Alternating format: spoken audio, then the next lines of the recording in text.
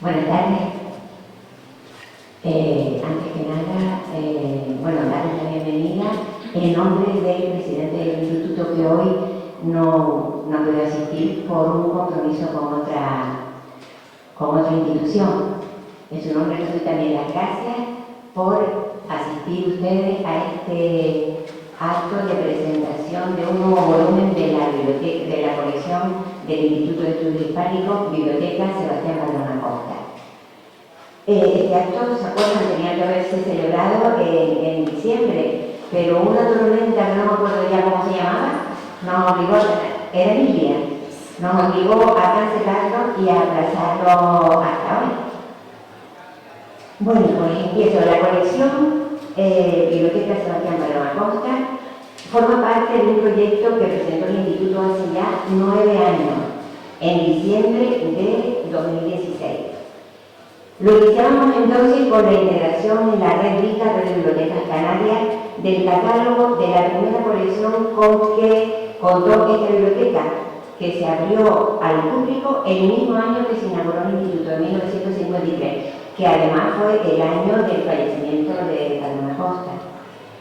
En acta de 10 de abril de ese año se aprobaron las condiciones de apertura, y figuran, por ejemplo, el horario de atención a los usuarios. También consta en acta que su primer presidente, el primer presidente del instituto, don Isidoro Luz Carpenter, además alcalde entonces del Puerto de la Cruz, había adquirido y donado al instituto, cito, la biblioteca que perteneció a nuestro miembro de honor, el malogrado poeta, historiador y escritor, hijo ilustre de este puerto, don Sebastián Bardón Acosta.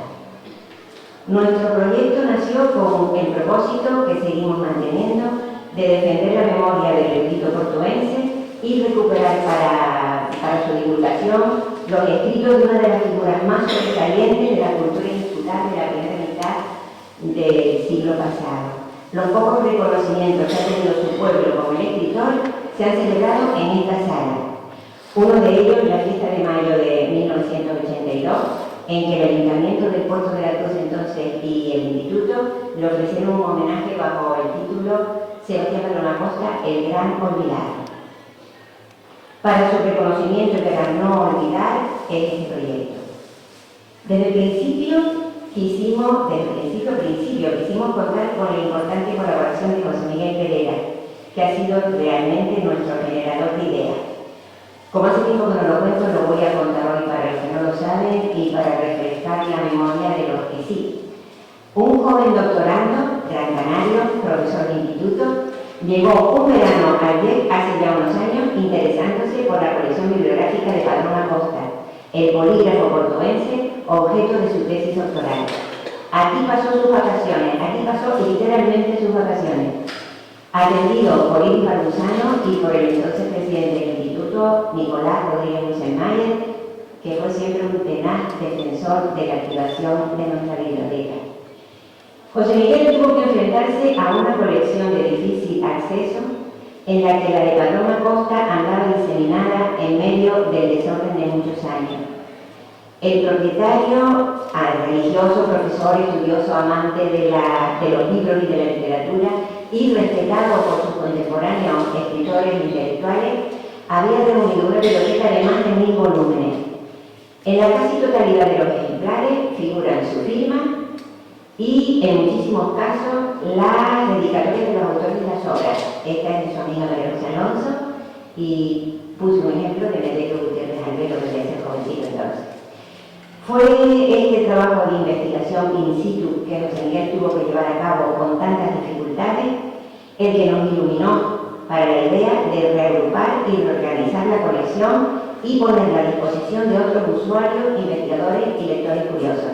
Fue un trabajo muy laborioso que necesitó de la colaboración de todo un equipo liderado por Saray Cruz Martín y que el mes pasado pudimos retomar gracias a la labor de nuestra alumna en práctica, Goretti Ventura.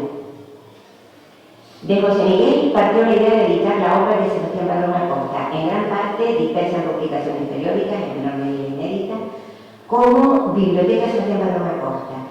La iniciamos con el volumen Leyendas Canarias, dentro del bloque Creación, La colección consta de 4 bloques: creación, crítica e historia literaria, historia y arte.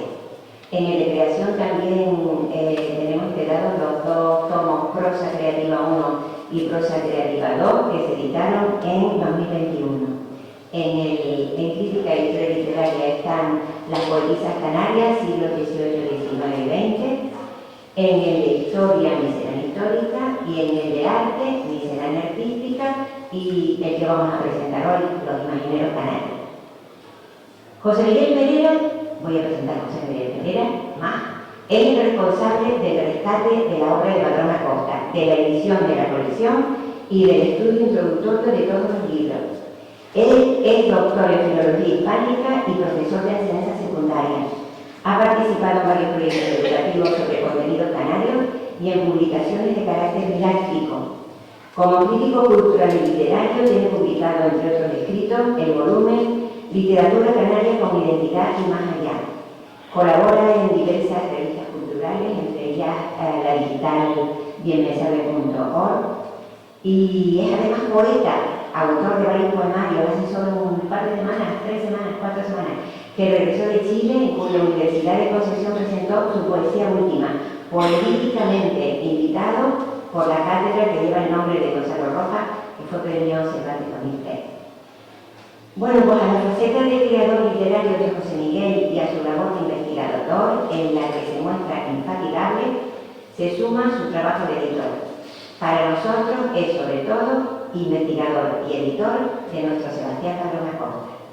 Y esta tarde va a encargarse de la presentación de este nuevo tomo, al que seguirá un segundo en unos meses, que también está incluido en el bloque arte.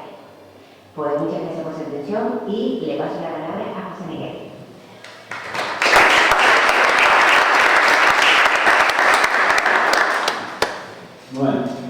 Buenas noches. Primero que nada, gracias a Margarita, que siempre está aquí al pie del cañón conmigo en todos estos episodios de la Biblioteca Padrón Acosta, que ya van 7, que se dice pronto.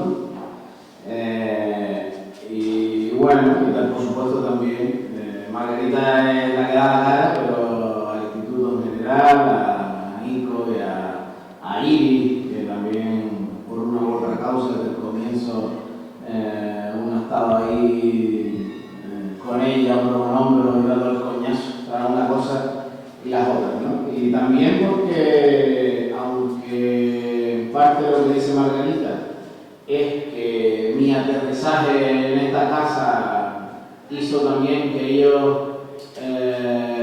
valoraran algunas cosas que tenían, de alguna manera también, pues yo me veo arropado por ellos para sacar adelante pues las cabezonerías que uno tiene, entre otras, pues darle una importancia a la obra de este señor, que desde que yo lo fui descubriendo, pues creí que el asunto lo merecía, ¿no? La figura lo merecía, la historia de Canarias lo merecía, la historia del arte y la literatura de Canarias lo merecía, y bueno, y en esas estamos, ¿no? También les agradezco a ustedes que estén aquí delante, por supuesto, que escuchen un poquito, intentaré no alargarme demasiado, de por dónde van los tiros de este nuevo libro de la colección y poco más.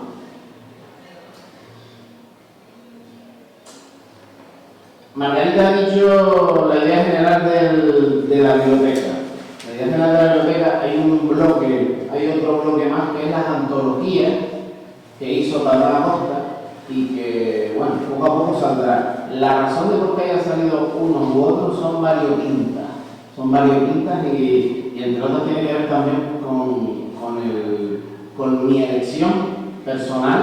Si se dan cuenta, la parte literaria, que probablemente es la que a mí más me interesa y probablemente sea una de las más importantes de Padrón Acosta, parece que la estoy dejando ahí para un último momento porque me interesa mucho profundizar en lo que él hizo para yo también poder pensar sobre muchos aspectos de esto. En cualquier caso, con respecto al bloque de arte, queda un próximo volumen y ese será el último, que espero que salga antes de de que llegue junio, con lo cual los emplazaré de nuevo aquí antes de que llegue junio para el nuevo volumen, que sería Pintores Canarios de los siglos XVIII y XIX, donde entrarían 4 monografías que hizo Padrón Acosta, 4 monografías claves, una sobre Miranda, otra sobre Luis de la Cruz, otra sobre Valentín Sanz y una cuarta de José Rodríguez de la Oliva, que también aparece aquí,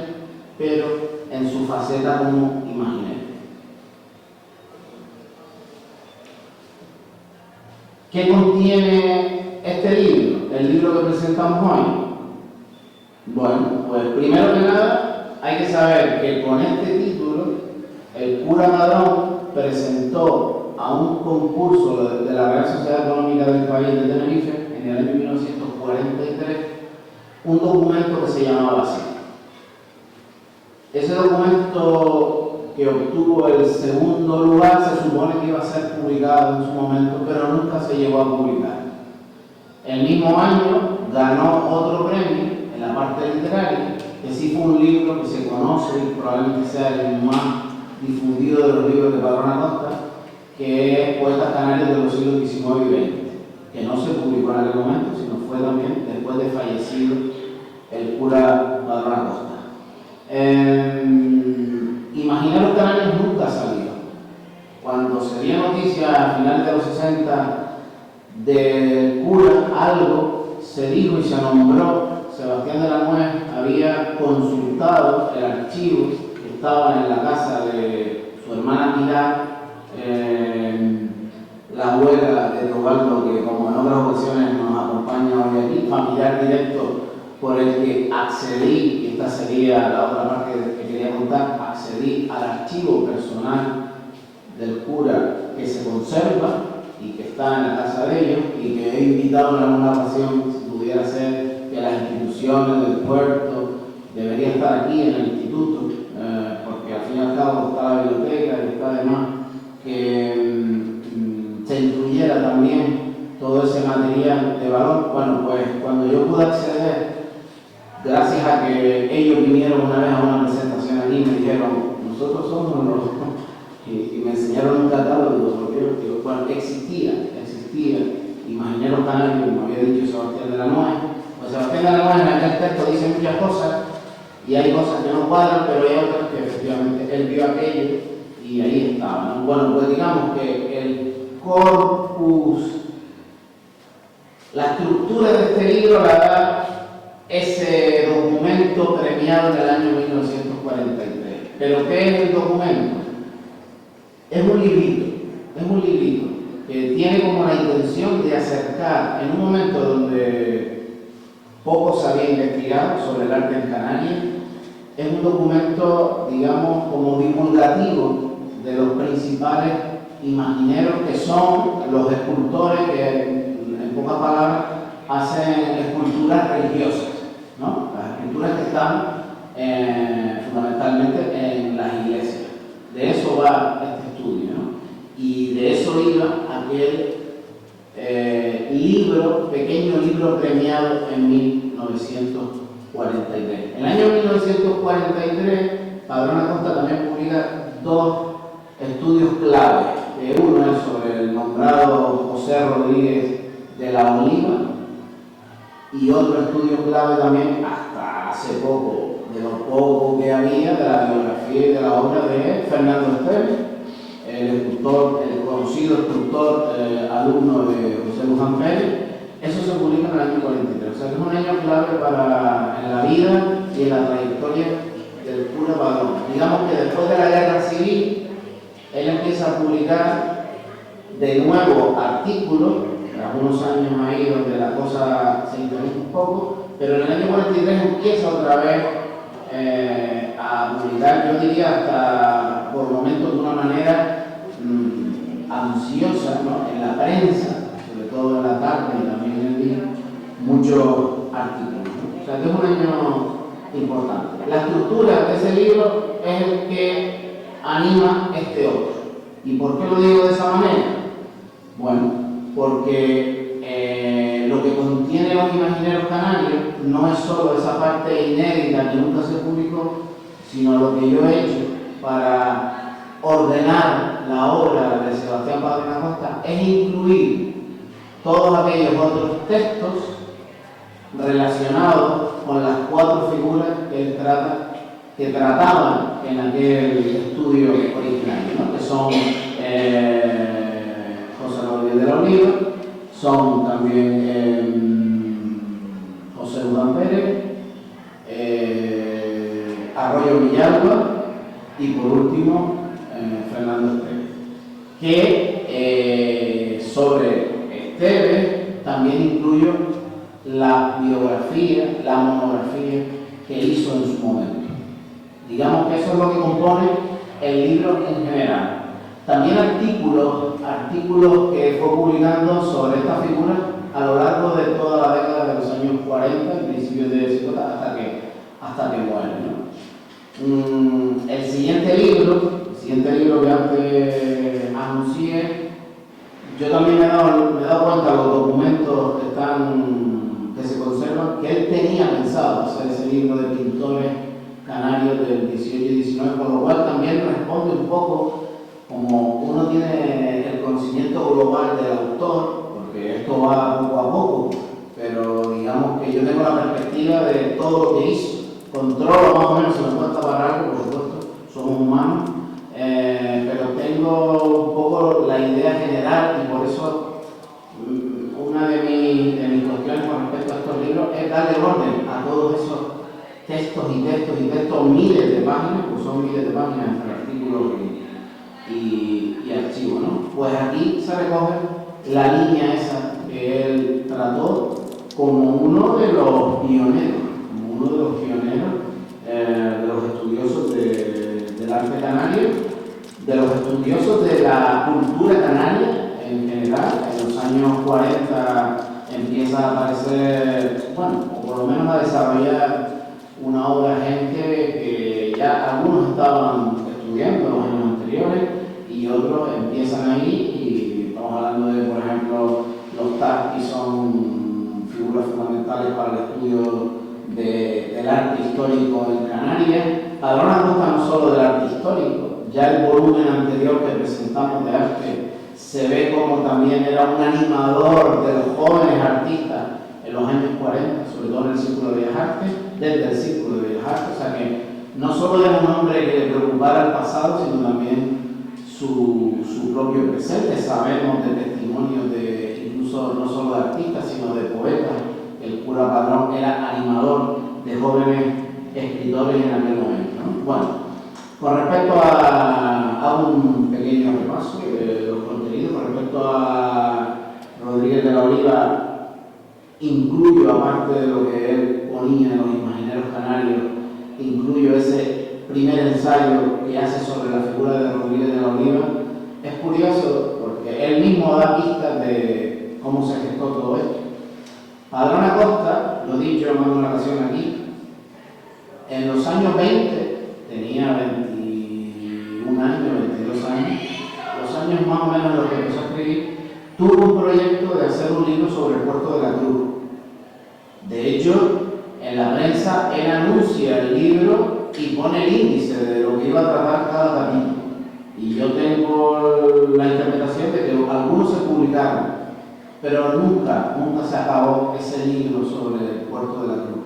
Pues él dice en el ensayo de Rodríguez de la Oliva que cuando él fue a la Económica en los años 20, siendo jovencito, se encontró un documento que quiso siempre publicar, donde se hablaba, era una biografía de José Rodríguez de la Oliva, o el Moño Viejo, como le decían, ¿vale? Sobre el que también hablan los ensayos que hace de María de Viera y Clavijo, la hermana de José de Viera y Clavijo. Pues digamos que desde aquellos años, Padrón Acosta le estaba dando vueltas a esta monografía que también aquí incluimos. Con respecto a Luján, no nos esperemos grandes cosas, porque lo que incluimos aquí, lo que trató sobre Luján, es especialmente en la parte de Esteves, lo que influyó en él, y ese texto, digamos, que incluyó en el libro inédito, es una semblanza de Luján. Hombre, si uno quiere saber quién es Luján en general y después algunos artículos, digamos, él entró en una famosa polémica del momento, si una escultura que estaba en Tejina, una dolorosa que estaba en Tejina, era de Luján o no era de Luján, que se estuvieron para adelante y para atrás, y bueno, eso también aparece por aquí, ¿no? Con respecto a Miguel Arroyo Villalba, es curioso, porque Miguel Arroyo Villalba es el autor de la imagen que está en la portada, con la que quiero terminar. Voy a leer un textito no mío, sino de un amigo sobre esta escultura. Miguel Arroyo Villalba, digamos que amén de un artículo que hubo en los años 20, es Padrón Acosta el que empieza a tratarlo, el que empieza a hablar de él en los años 40. Todos esos documentos están aquí, es decir, todo lo que publicó Padrón Acosta sobre Miguel Arroyo Villalba están aquí. Es curioso porque en uno de los textos, Padrón Acosta dice que tiene una monografía hecha sobre este autor, que la monografía se imprimió y que se quedó en la imprenta, que nunca salió. Y ahí mete un tono como que está dolido, algo ha pasado ahí, yo no sé lo que pasó, pero debió existir ese documento, que evidentemente entiendo que es la suma de los documentos que aquí están, que después los publicó en el periódico, pero lo dice con un tono, y es el mismo tono. Eso me gustaría decirlo, esto es un tema biográfico, ¿no? Es el mismo tono que él tiene en algunos textos a medida que va avanzando los años y se va acercando su muerte. Él tiene un tono como por momentos bastante trágico y se nota que se ha llevado decepciones con amistades, con gente cercana, lo dice explícitamente. No nombra a nadie, pero lo dice explícitamente. Esta mañana me hicieron una entrevista por la radio y hablamos de Pérez Cáceres. No es el caso, con el obispo lo admiraba mucho y Pérez Cáceres también lo trató muy bien en una exposición, lo dije la otra vez, un poco triste, una exposición que hubo en Santa Cruz unos años antes de la muerte de Padrón Acosta. Sus amigos, jóvenes y no tan jóvenes, artistas, hicieron una exposición para vender obras y sacar dinero y aportárselo a él, porque estaba en unas condiciones un poco pésimas, y el único cuadro que se vendió lo compró el obispo. Ese tipo de cosas y alguna otra anécdota indican que no. Sin embargo, con otras personas, él estaba desencantado. Y una de las pistas en torno a esta cuestión biográfica está en esta monografía de Miguel Arroyo. No sé qué pasó con ella, pero ahí se quedó. Sea como sea, sobre Miguel Arroyo, sobre la Virgen de las Angustias y sobre algunos otros asuntos, se habla en este libro. Y por último, de lo que se trata es de Fernando Esteves.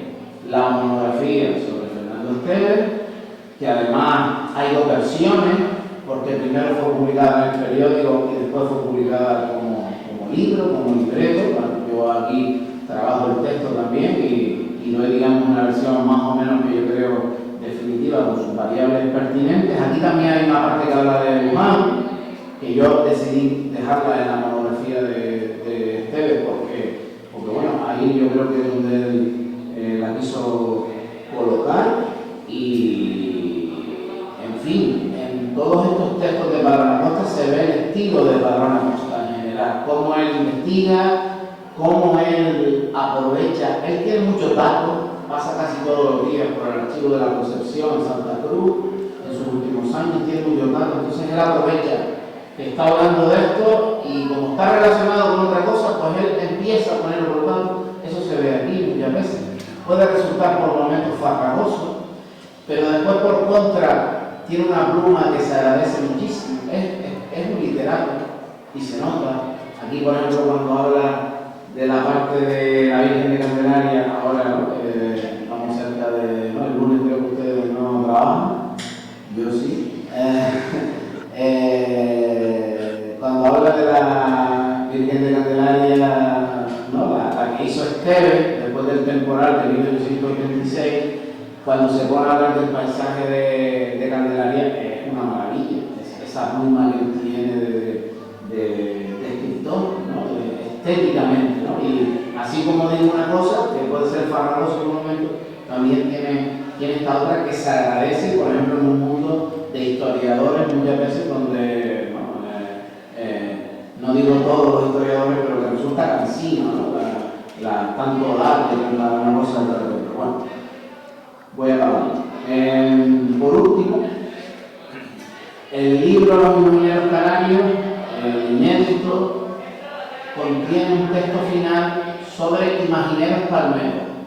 Es un texto también muy por encima, nombra algunos imagineros palmeros y dice algunas cositas de su obra. Ese texto casi tal cual también lo publicó en la prensa. O sea que yo antes de descubrir este libro, antes de descubrir el archivo personal, claro, uno va viendo todo lo que publicó en la prensa, uno ha oído que no, había un libro, Los Imagineros Canarios, y uno dice, bueno, a mí me da que si este libro nunca salió, él fue dando en la prensa cachos y efectivamente, muchos de los artículos de la prensa, como este de los palmeros, eran parte de ese libro originario, ¿no? Y poco más, no quiero pensarlo mucho más. Por ahí van los tiros del libro, el libro lo tenemos por aquí, ¿no?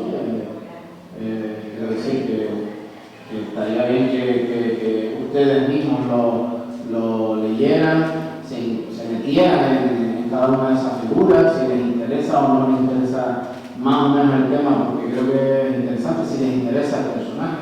Hay una introducción que yo hago muy general también, que contextualiza, y bueno, con respecto a la portada, esto es cosa del editor, Jorge Lidia, que aparte de llevar esta editorial desde hace un montón de años y ser una figura fundamental clave de las ediciones canarias, pues también diseñó esta colección, y en muchos casos yo le sugiero posibilidades, pero en este caso sinceramente no. Y fue la idea de incluir a esta Virgen. Y hoy, una noticia de quien me sabe, que es una página, una revista digital de la que yo soy coordinador con dos compañeros, sacamos una noticia sobre esto y dejaron un comentario que además de una persona que colabora con nosotros, un amante de la imaginería, que como él dice, a mí los curas no me tratan, pero es un devoto de la imaginería y escribe sobre la imaginería y demás, y entonces dejó un comentario y le digo, lo voy a leer esta tarde porque yo no sé si ustedes saben de esta imagen, se le conoce como la Virgen de los Republicanos y tiene su historia,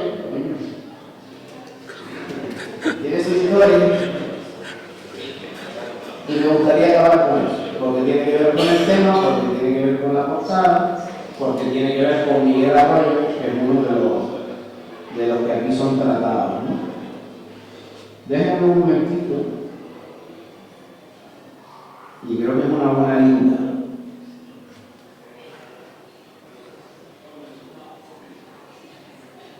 Aquí está.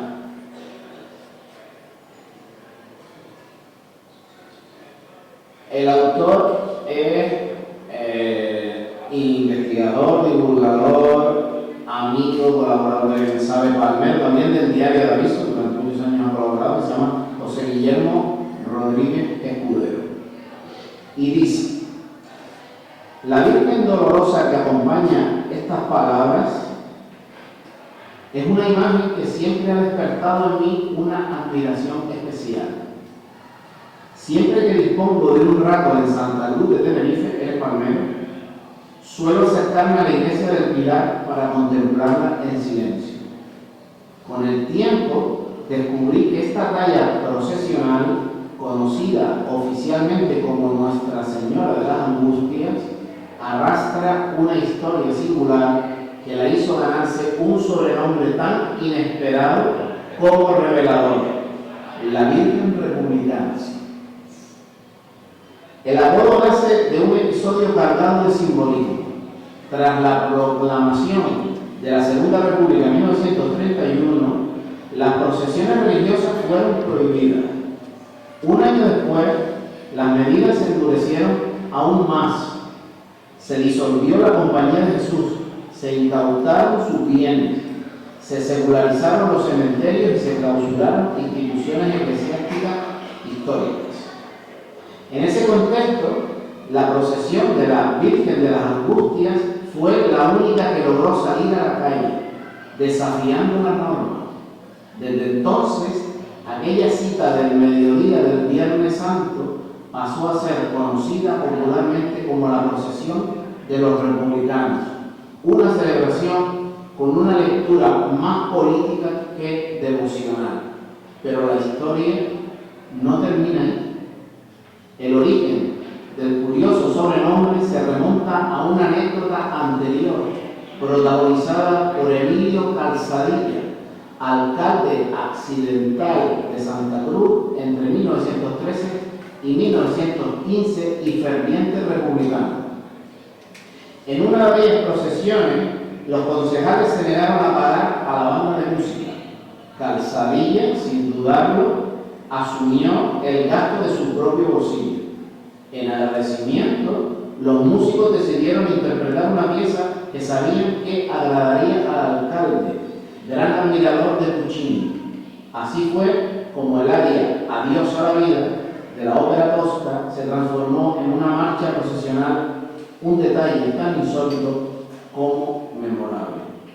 Desde el punto de vista artístico, la imagen de Nuestra Señora de las Angustias es una talla de candelero pensada para ser festiva, de estilo clasicista y de 1,50 metros de altura. Fue realizada en 1803, esto lo trata aquí el cura Padrón, por el escultor tinerfeño Miguel Arroyo Villalba, una figura destacada del barroco insular estudiada por vez primera por Sebastián Padrón Acosta en una serie de textos del investigador portuense y que ahora han sido recogidos por José Miguel Pereira en el volumen titulado Los Imagineros Canarios.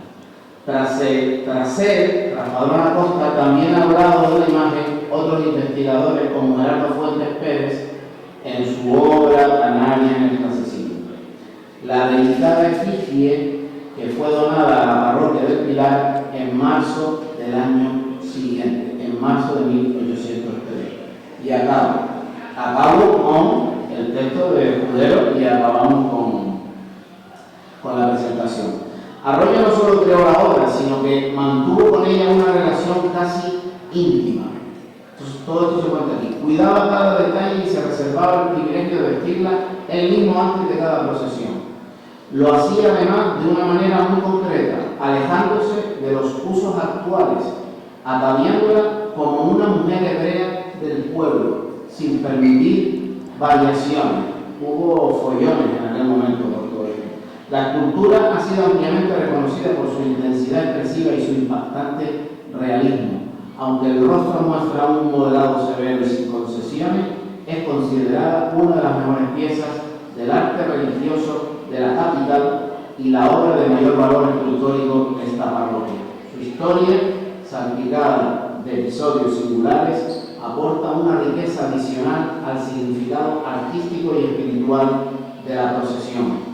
Como guiño del destino, resulta curioso pensar que, de haber coincidido en el tiempo Miguel Arroyo, el escultor, y Emilio Calzadilla, el alcalde, habían sido vecinos pared con pared por donde vivían. Dos figuras muy distintas, unidas sin saberlo por una Virgen que aún hoy sigue despertando devoción, memoria y asombro. Y yo creo que toda esta historia en torno a esta Virgen, en los años 40, no creo que fuera tampoco casualidad que al cura Padrón le diera por investigar a una figura como Miguel Arroyo. Pues muchas gracias y vamos con una.